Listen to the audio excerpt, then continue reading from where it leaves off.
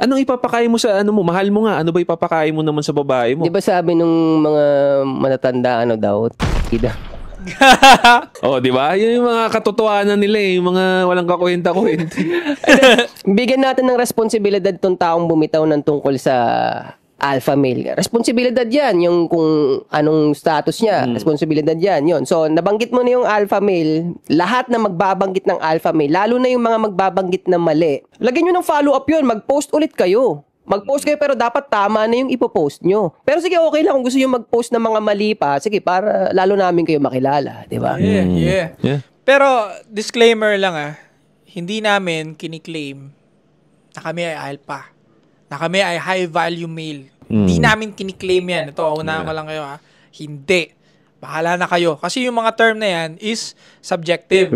It depends kung ano yung paniniwala ng taong makakakita sa'yo. Pwedeng sa kanya si Henry C. Pwedeng hindi high value sa kanya yon dahil siya ay gusto niya yung mga nagbubuda-buda, mga ganon. Yun ang high value sa kanya. It's subjective. So, for us, hindi namin kiniklaim yon.